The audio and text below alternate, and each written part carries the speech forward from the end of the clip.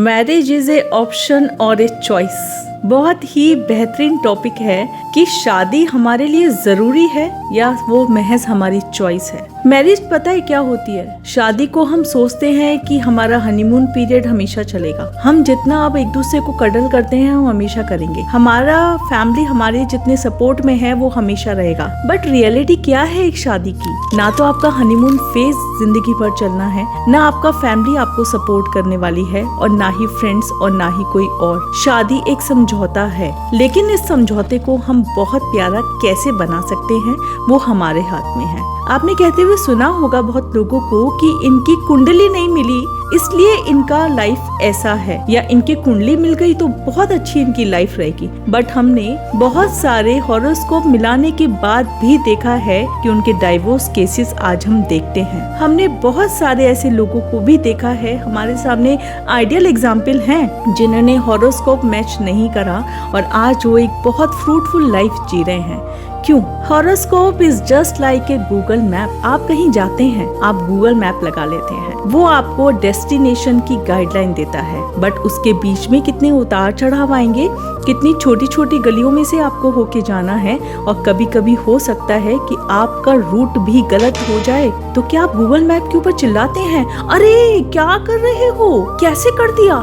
तो शादीशुदा जिंदगी में चिल्लाने का सवाल कहाँ आ जाता है? एक दूसरे की गलतियों पे चिल्लाना, एक दूसरे की गलतियों को एक्सपोज करना, अपनी फैमिली के साथ बोलना, लड़का हो या लड़की, यहाँ बात दोनों की चल रही है। मैं आप लोगों से वही कहना चाहूंगी कि एक रिलेशनशिप को एक हस्बैंड और वाइफ मिलकर, एक लड़का और लड़की मिलकर ही उसको बेहतर बना सकते हैं, क्योंकि अल्टीमेटली आपकी शादी के दूसरे दिन आपके सारे मेहमान चले जाएंगे और आपको अपने पार्टनर के साथ अपने जीवन के 50-60 साल गुजारने हैं, वो भी एक दूसरे को 24 घंटे देखते हुए। क्या आप उस इंसान को उस कंडीशन में एक्सेप्ट करने के लिए तैयार हैं? तो आप मैरिज को चॉइस बना सकते हैं, और अगर नहीं तो ये सोसाइटी के लिए ऑप्शन है। क्या जरूरी होता है? बहुत सारे क्वेश्चंस मेरे पास हैं कि हमारी एज 30+ हो गई, is it really important to get married at this as?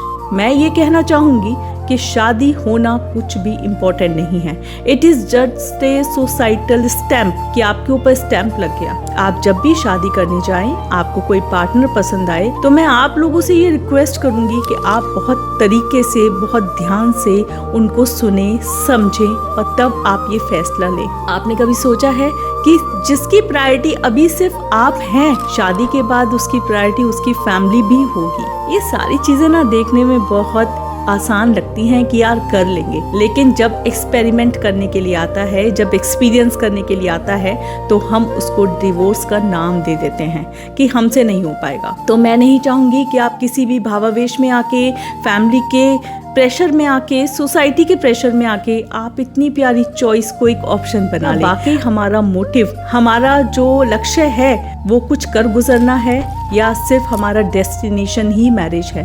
क्या आप अपने पार्टनर को वो सारी खुशियां दे पाएंगे इमोशनली, नॉट फाइनेंशियली? कभी कभी ऐसा भी होगा कि आपका एक दूसरे से बात करने का मन नहीं होगा, लेकिन उस वक्त आपको अपनी इच्छा एक तरफ रख के अपनी पार्टनर की चीजों को सपोर्ट करना होगा।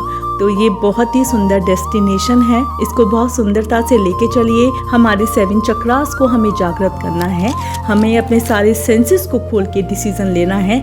Yes, you are the right choice baby.